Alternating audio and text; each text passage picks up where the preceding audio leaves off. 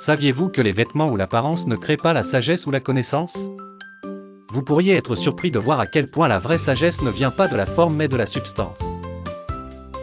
Dans un temps lointain, un homme hérita d'un ancien document écrit dans une langue étrange et complexe, incompréhensible pour lui et pour les habitants de son village.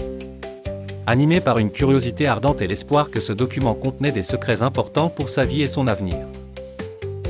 Il parcourut ville et village, frappant aux portes des savants et des érudits, mais ne trouva personne capable de déchiffrer ce message mystérieux. Un jour, alors qu'il déambulait dans un ancien marché bondé, son regard fut attiré par un vieil homme plein de majesté et de gravité. Ce dernier portait un turban blanc éclatant, parfait pour un grand érudit.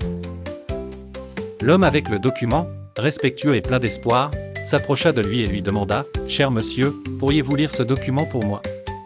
Je ne connais pas cette langue. » L'homme au turban examina le document avec une grande concentration, puis le lui rendit en disant calmement et honnêtement « Mon cher, je suis désolé, mais je ne connais pas cette langue, je ne peux donc pas lire ce qui y est écrit. » L'homme ressentit une grande déception et ne put cacher sa surprise. Il lui répondit « Mais vous portez ce turban qui évoque la connaissance et la sagesse, comment ne pouvez-vous pas lire ce document ?»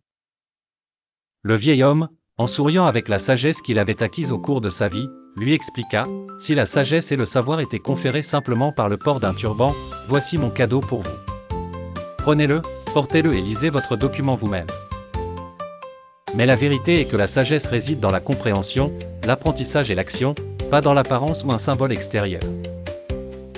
Ainsi, l'homme apprit une leçon plus précieuse que tout document, la connaissance n'est pas mesurée par l'apparence, l'humilité est la clé de la compréhension et la sagesse découle de l'effort et de la pratique continue, et non de l'importance extérieure.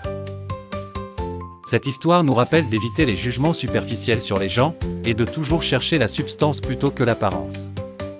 Avez-vous déjà jugé quelqu'un uniquement sur son apparence? Quel a été le résultat?